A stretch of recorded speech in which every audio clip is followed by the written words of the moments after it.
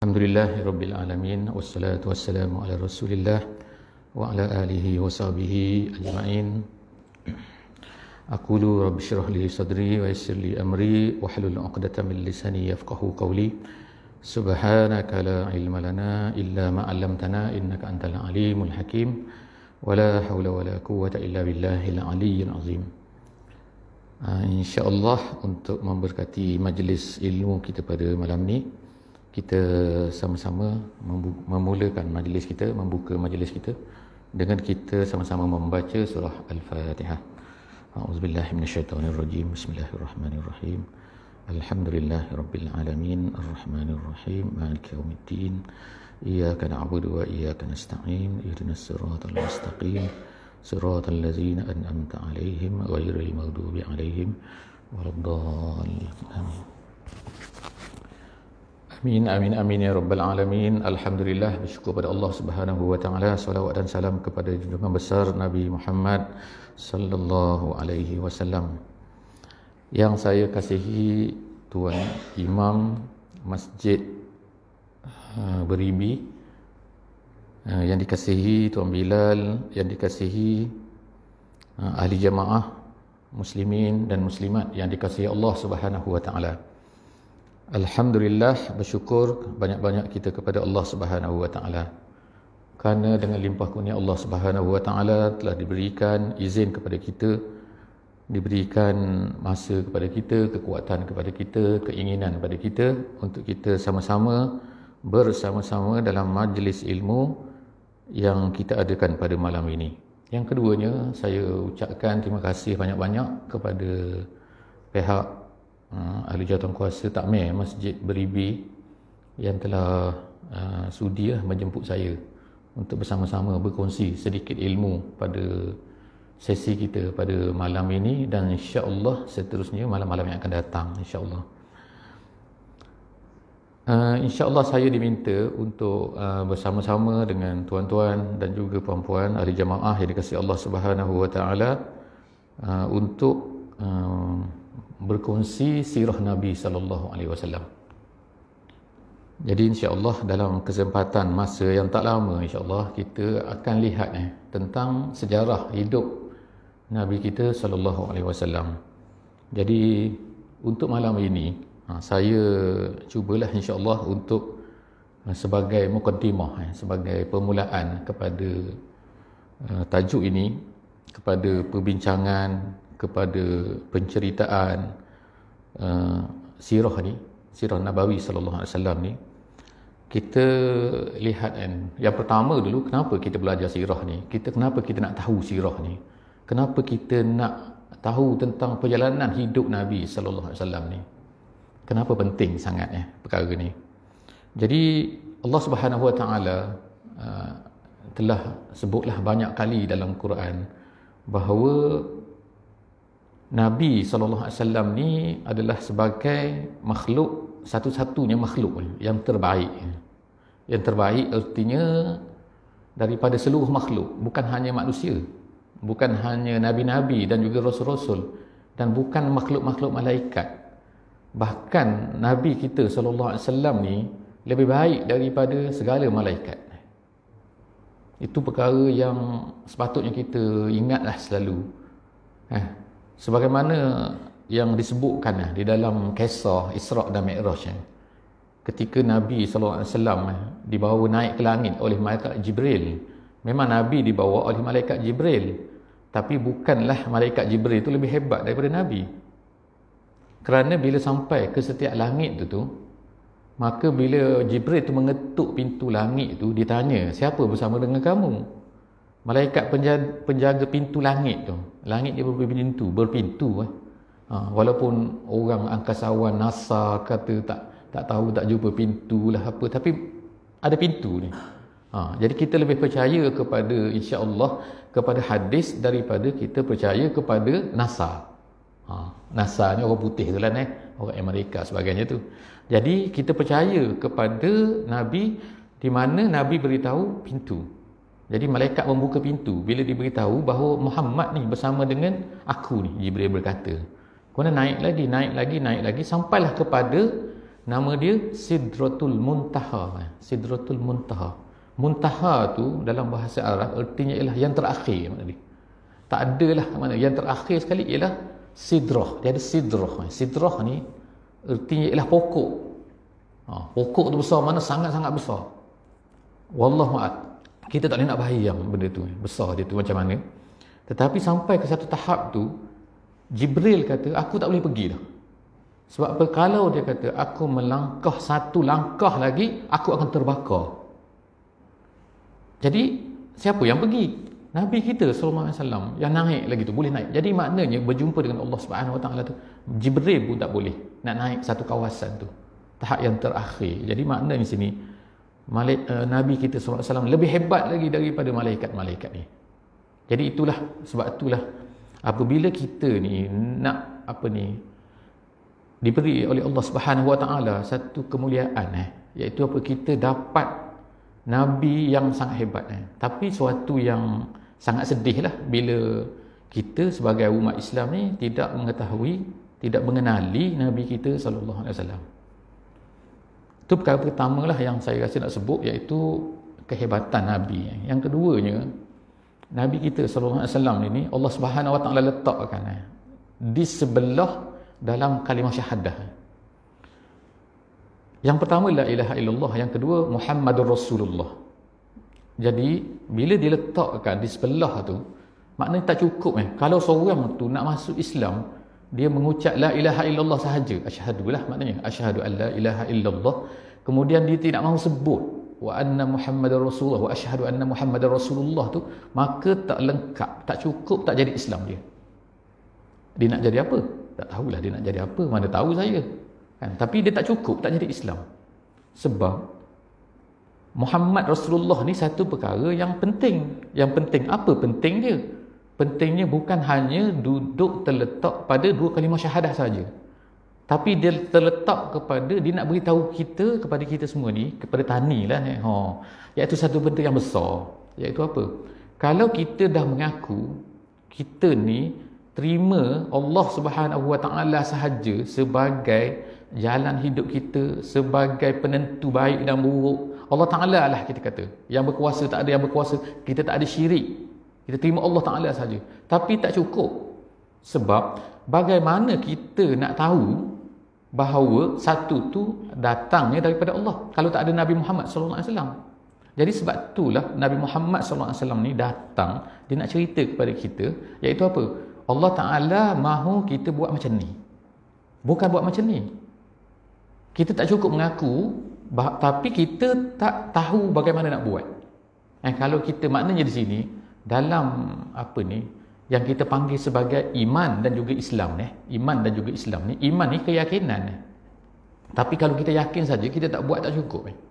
Jadi maknanya kita nak buat. Bila kita nak buat, bila kita nak tunduk pada Allah Subhanahu wa taala, kita mesti ada cara dia. Cara dia bagaimana? Cara tu itulah yang ditunjukkan oleh Nabi sallallahu alaihi wasallam. Jadi apakah yang ditunjukkan oleh Nabi sallallahu alaihi wasallam ni? Jadi yang ditunjukkan oleh Nabi kita panggil dia ialah as-sunnah. Jadi sebab tu kita kata Al-Quran dan juga as-sunnah. Sunnah ni apa pula? Sunnah ni apa dia? Sunnah ni ulama-ulama sebutkan bukan hanyalah kata-kata sahaja, tetapi perbuatan baginda, senyap baginda pun senyap. Nabi tak cakap apa. Nabi silent. Orang panggil tacit silent. Orang putih sikit. Silent dia pun itu adalah sunnah. Maknanya Nabi bergerak, Nabi tak bergerak, Nabi bercakap, Nabi tak bercakap, itu pun sunnah. Jadi sunnah ni segala-galanya adalah sunnah. Jadi sunnah ni ada dua. Sunnah ni ada dua. Yang pertama dipanggil sunnah yang besar-besar. Yang kedua sunnah yang kecil-kecil lah kita kata. Yang kecil ni macam mana? Saya sebut yang kecil dulu. Yang kecil ni.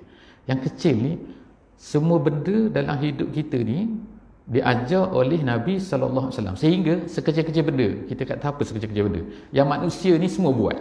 Masuk tandas kata. Orang kafir ke orang Islam ke semua masuk tandas. Tapi cara macam mana masuk tandas?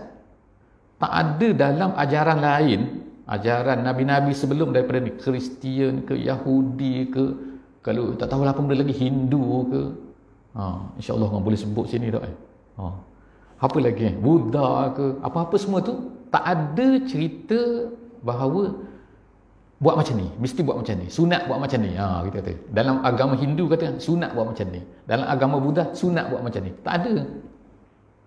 Tapi sampaikan dalam Kristian ke dalam Yahudi ke pun tak ada benda-benda ni, tak ada perkara ni. Tapi Nabi kita SAW datang, dia cerita setiap benda walaupun kecil.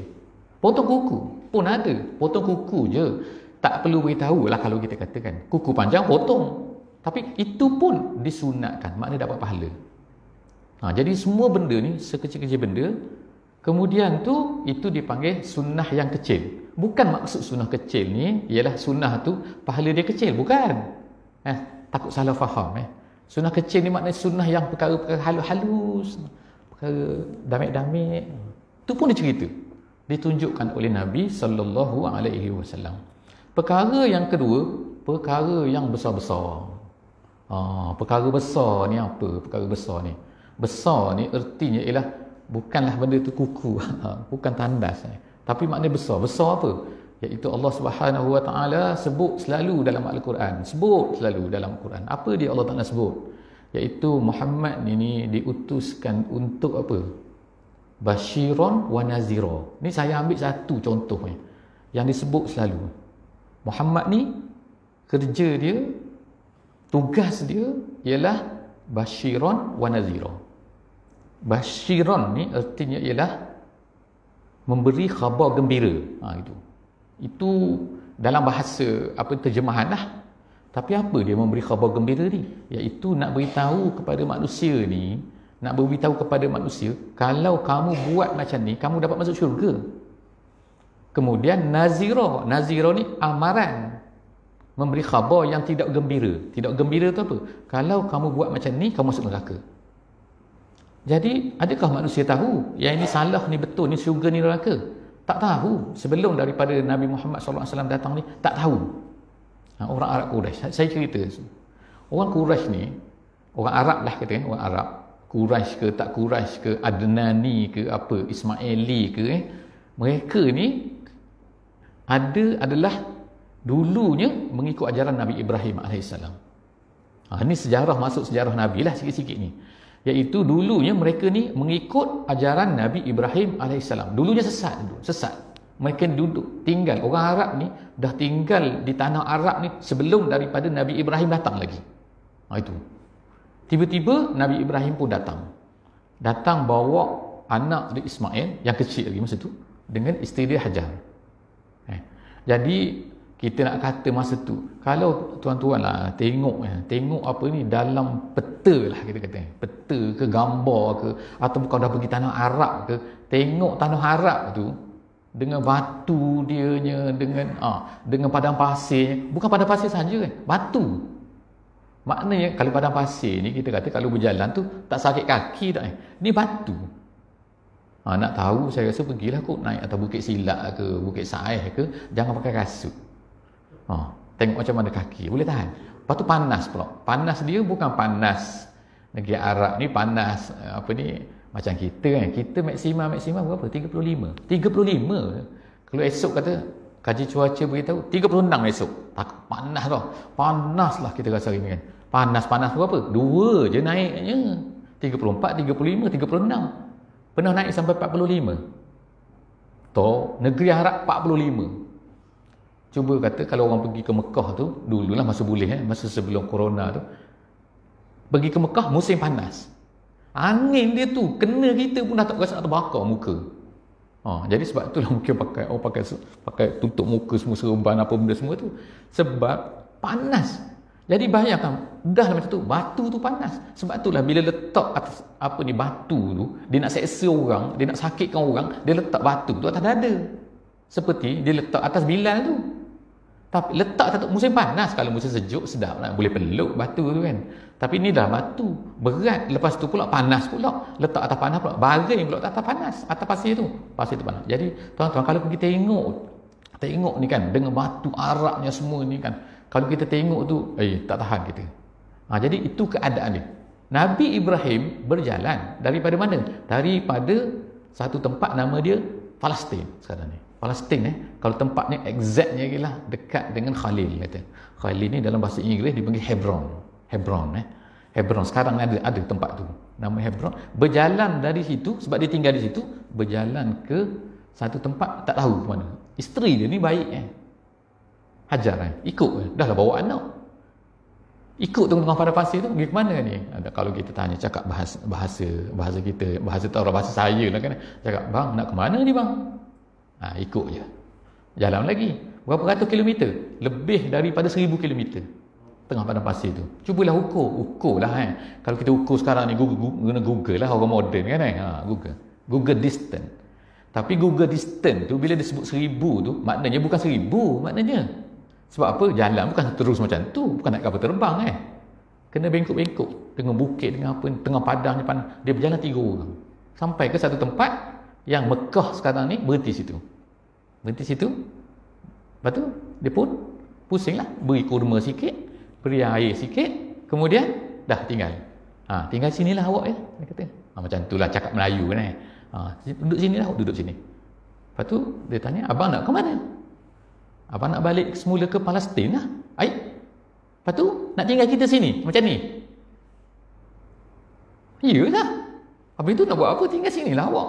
Tengok tu kan soalan apa? Soalan Hajar kepada Nabi Ibrahim.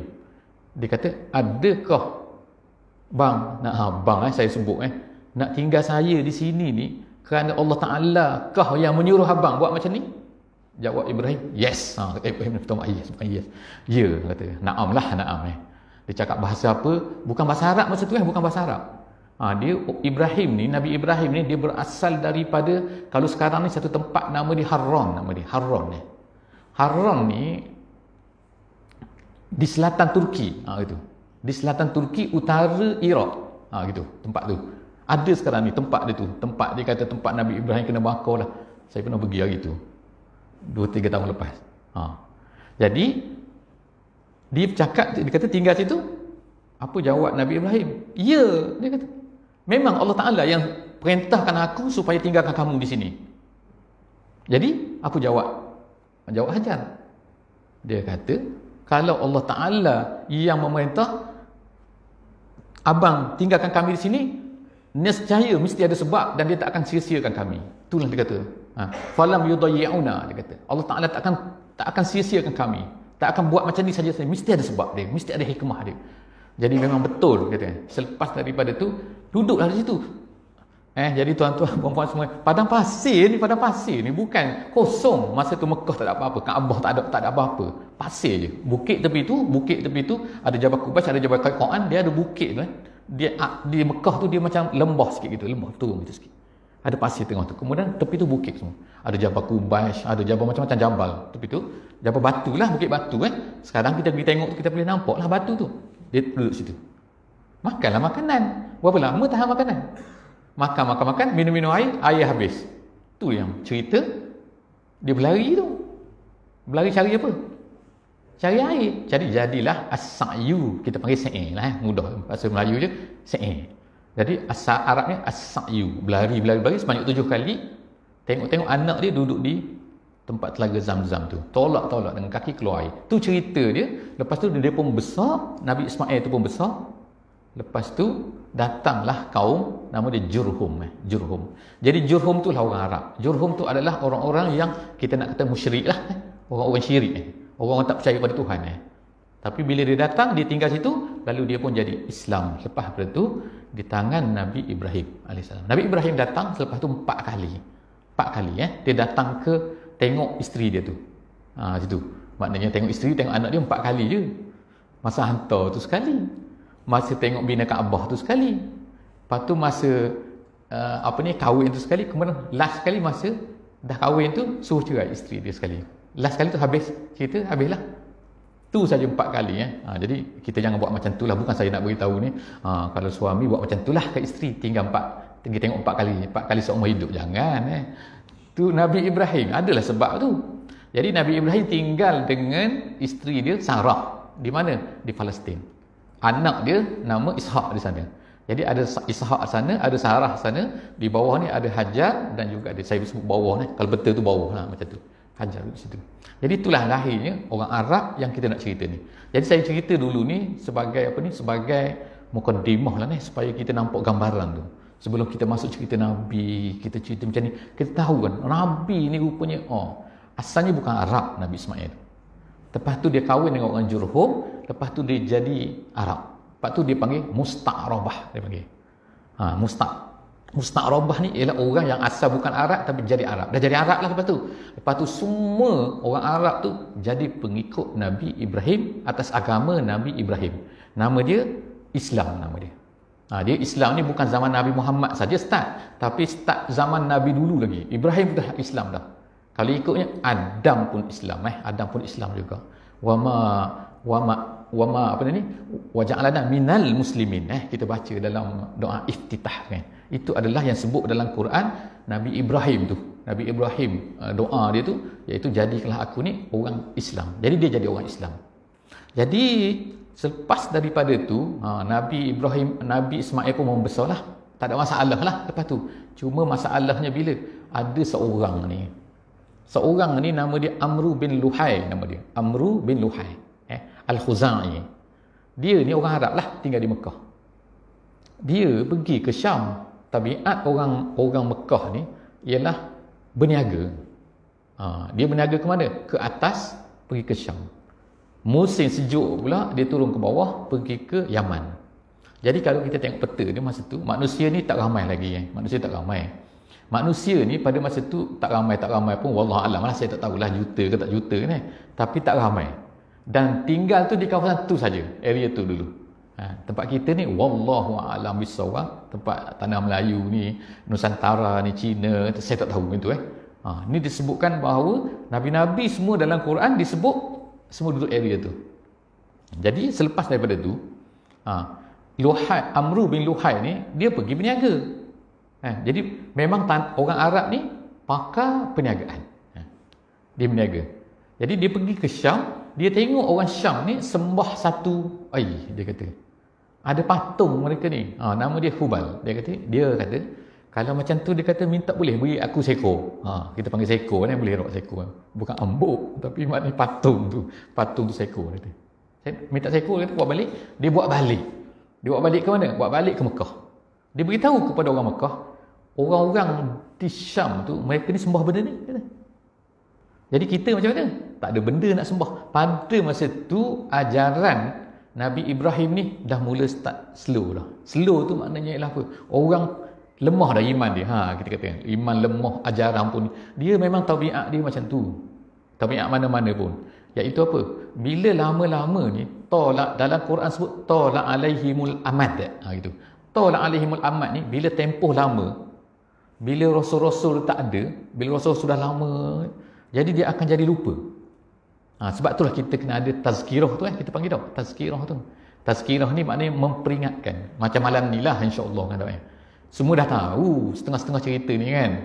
Tapi nak memperingatkan balik. Tazkirah lah. Kita panggil tazkirah. Boleh. Kita panggil, tak tahulah panggil lah apa-apa. Nama apa-apa pun panggil lah. Tapi ingatkan balik Nak ingatkan balik apa? Iaitu sebagaimana yang berlaku orang Arab ni, oleh kerana lama mereka dengan ajaran Nabi Ibrahim, menyebabkan mereka tu percaya kepada Amru bin Luhai ni. Sebab itulah dalam banyak-banyak orang Arab ni, bila dah Islam kan dia kutuk Amru bin Luhai. Sebab apa? Dialah yang menyebabkan orang Arab ni sesat. Dahlah Mekah tu jadi tempat orang buat haji. Pada masa tu buat haji. Siapa? Tu zaman sebelum Nabi Muhammad SAW. Siapa yang mula-mula mengajar buat haji ni? Nabi Ibrahim lah. Nabi Ibrahim tu ajar elok. Tapi bila sampai kepada lama-lama ni, dia dah mula buat pasal. Antara apa yang dia mula buat pasal orang Arab ni? Buat haji. Antara contoh buat haji ialah nombor satu, dia tak pergi di Arafah. Quraisy. Special dia kata. Orang Quraisy tak perlu pergi ke Arafah. Kita panggil, kita akan terpaksa duduk di Arafah kan. Jadi kalau orang pergi haji dah lah jadi hujung tu Arafah, lepas tu ada Muzdalifah, lepas tu ada Mina, lepas tu ada Mekah. Macam tu turutan dia. Jadi yang pertama nak buat haji mesti pergi di Arafah. Lepas tu maghrib kita pun startlah berjalan. Ke mana? Muzdalifah. Muzdalifah kutip batu. Jadi mabit dulu situ, kemudian lepas tu berjalan lagi sampai ke Mina. Tinggal di Mina 3 hari. Tu cara buat haji yang diajar oleh Nabi Ibrahim. Sampai kepada orang Quraisy ni, dia malas. Dia kata Quraisy tak perlu pergi di Arafah. Di mana? Duduk di Muzdalifah je, tunggu. Malas tu, malas nak berjalan tu. Jadi kita naik kereta tu saya pernah dulu buat haji jalan kaki. Jalan kaki semua tu masa muda lah. Sekarang ni boleh lagi insya-Allah kalau nak jalan kaki. Berapa belas kilometer saya tak tahu. Puluh kilometer lah saya rasa. Dari Mekah kita berjalan kaki sampai ke Arafah. Daripada Arafah tu tunggu situ, duduk bawah pokok, lepas tu bila maghrib je jalan kaki pula ke Muzdalifah. Jalan kaki sampai ke Mina pula. Daripada Mina balik ke Mekah tu naik kereta lah, naik bas lah, tak larat dah. Dah tak sanggup Jadi orang Arab Quraisy ni dia malas. Dia duduk situ di Muzdalifah. Jadi dia buatlah satu undang-undang baru. Dia kata apa?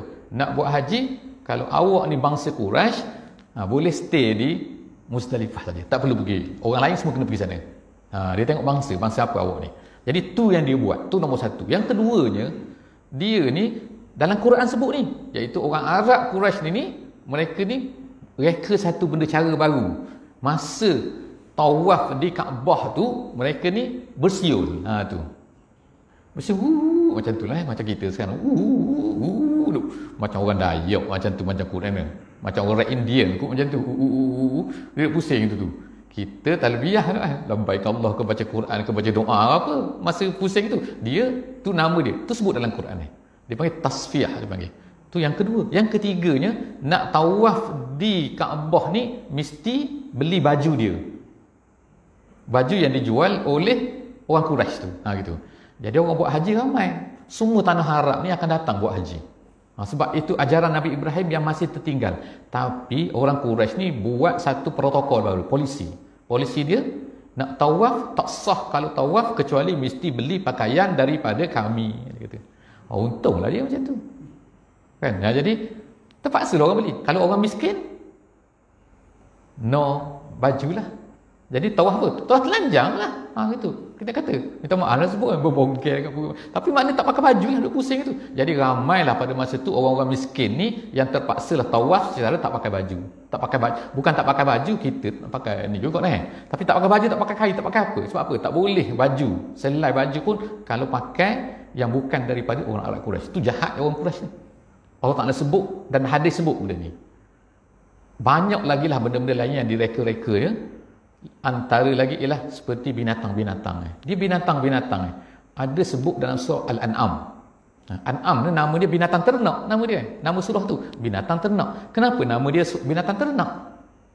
Kerana dalam surah Al-An'am tu diceritakan salah satu daripada perkara yang dibuat oleh orang Quraisy, iaitu satu binatang. Ada binatang-binatang tak boleh kita sentuh dia. Itu style, tak tahulah style mana pula dia mari ni kan. Idea-idea dia ni, itulah nama dia bid'ah yang dibuat oleh orang Quraisy. Jadi Nabi SAW ada banyak lagi perkara lain saya tak sebutlah sini, tapi nak cerita diubah ajaran Nabi Ibrahim alaihissalam.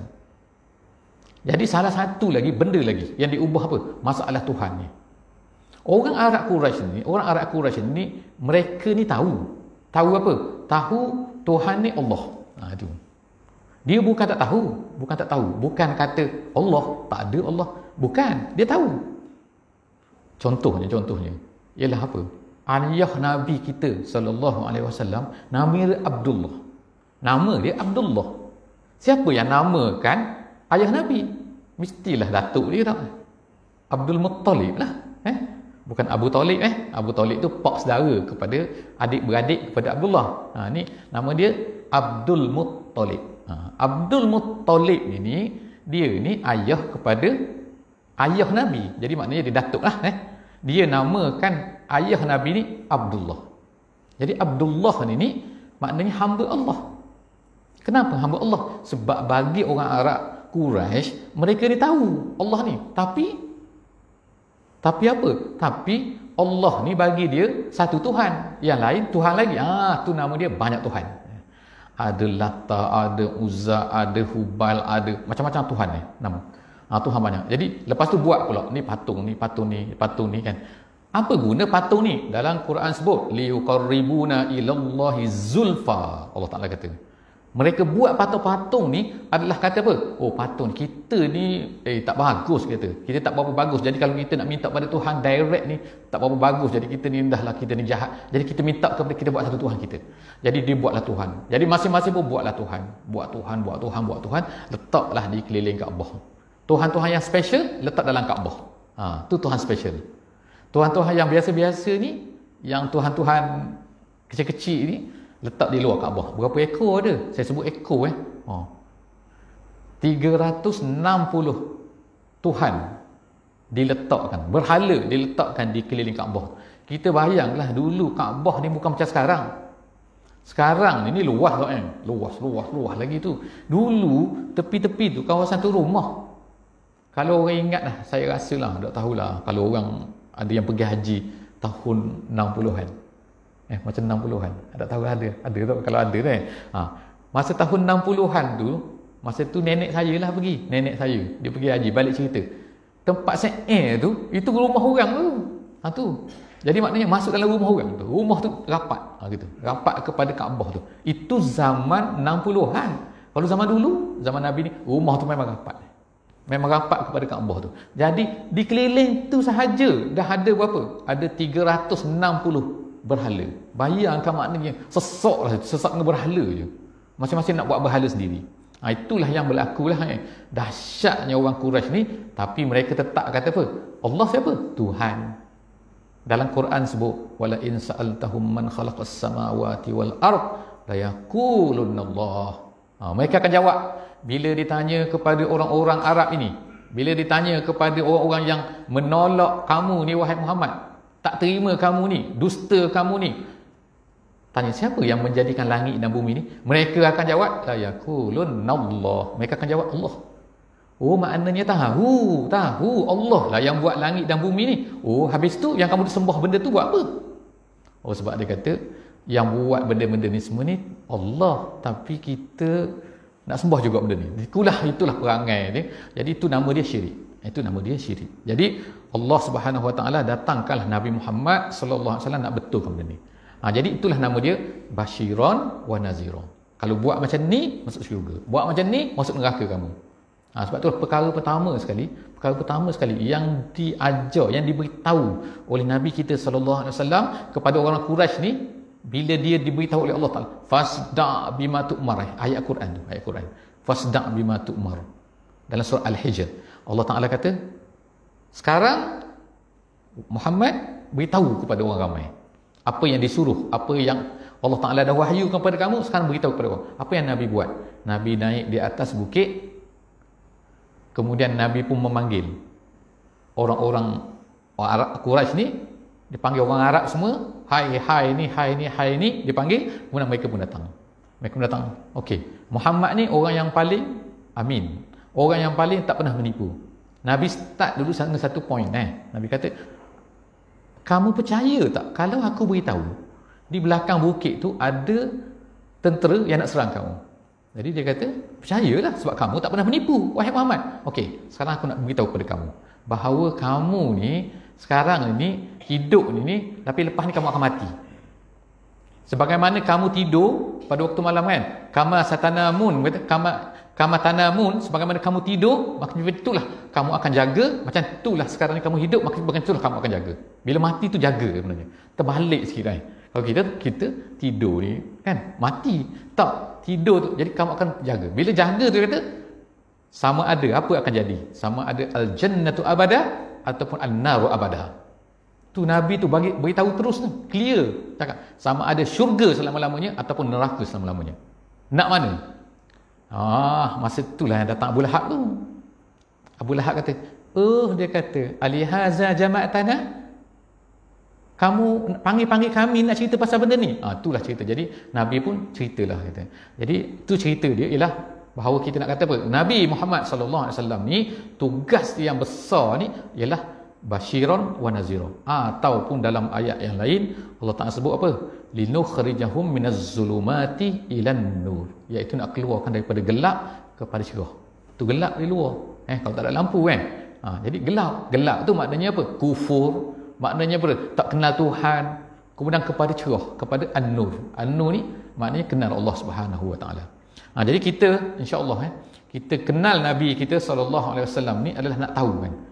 Supaya kita ni jangan jadi orang-orang yang sebut Muhammad Rasulullah tapi kita tak kenal Nabi kita kan. Tak tahu bagaimana keadaan. Dalam satu kata-kata, kata-kata apa ni? Seorang sahabat ni. Sahabat ni orang dah jumpa dengan Nabi. Mereka ni suka hatilah boleh berjumpa dengan Nabi, boleh tengok Nabi, boleh bercakap dengan Nabi. Tapi datang selepas daripada sahabat tu tabi'in. Tabi'in ni orang yang tolong maklum saya takut ni. Jadi tabi'in ni orang yang datang selepas daripada sahabat. Mereka ni tak sempat jumpa Nabi. Tak sempat jumpa Nabi. Walaupun mereka ni kadang-kadang tu hidup masa tu tapi masih tak sempat jumpa Nabi. Jadi mereka ni kadang-kadang tu anak-anak orang Islam, anak-anak sahabat-sahabat ni. Jadi mereka ni akan bertanyalah kepada apa ni sahabat-sahabat ni. Mereka bertanya kata, Pak Cik, Nabi kita dulu macam mana? Tolong cerita sikit. Sebab tu dia kata, pada masa tu sahabat-sahabat pun mula mengajar cerita kepada anak-anak mereka ni. Dia kata, kami mengajar kepada anak-anak kami sirah Nabi sebagaimana kami mengajar kepada mereka Al-Quran. Jadi kalau kita ni mengajar Quran sekarang ni kita belajar lah kan kita belajar, orang belajar baca Quran Muqaddam ke Baghdadi ke macam-macam lah cara nak belajar supaya kita ni pandai baca Quran. Tapi sirah sahabat kata kami ajar anak-anak kami ni sama seperti kami mengajar Quran. Sebab kami tak nak kamu ni, anak-anak kami ni jadi orang Islam tapi tak kenal macam mana hidup Nabi sallallahu alaihi wasallam. Macam mana sirah Nabi sallallahu alaihi wasallam. Jadi alhamdulillah pada malam ni insya-Allah sampai setakat tu dululah insya-Allah dengan masa yang terhad ni iaitu kita mulakan kenapa kita ni nak belajar sangat. Mesti tahu sangat sirah Nabi kita sallallahu alaihi wasallam. Jadi insya-Allah saya rasa setakat itulah dulu insya-Allah untuk malam ni. Dan kita akan sambung lagi lah insya-Allah kalau tidak ada masalah, moga-moga Allah Taala akan beri kepada kita kan dengan usaha kita ni. Jadi insya-Allah ada ustaz-ustaz lah yang bantu kita kat sini untuk mengajar ni, dan insya-Allah kita gunakanlah manfaatkan waktu yang ada pada kita ni selepas maghrib ni tak lama insya-Allah antara maghrib dengan isyak. Kalau kita berlari balik pun sekejap kan boleh minum air pun, buat kopi baru dah balik rumah habis dah isyak pula dah kan. Jadi insya-Allah manfaat kita ni moga-moga Allah Taala Allahumma allimna bima yanfa'una wanfa'na bima 'allamtana. Kita minta doa kepada Allah Taala selalu macam tu, iaitu ya Allah ajarlah kepada kami ni apa yang memberi manfaat kepada kami. Jadi bila kita rasa kita nak datang tu maknanya itu benda tu manfaat insya-Allah pada kita kan. Dan jangan ajar benda yang tak memberi manfaat pada kita, dan kemudian beri manfaatlah. Allah manfa'na bima 'allamtani. Ya Allah, berilah manfaat dengan apa yang telah Engkau ajarkan kepada kami. Jadi insya-Allah setakat itu sajalah insya-Allah. Jumpa lagi lah pada kali akan datang. Wallahu a'lam bissawab. Jadi kita tutuplah sama-sama majlis kita pada malam ni dengan membaca surah Wal Asri. Bismillahirrahmanirrahim. Wal asri innal insana lafi khusr illa allazina amanu wa amilus solihat wa tawassaw bil haqqi wa tawassaw bis sabr. Bismillahirrahmanirrahim. Subhanakallahumma wa bihamdik nashhadu an la ilaha illa anta nastaghfiruka wa natubu ilaik. Wassalamualaikum warahmatullahi wabarakatuh.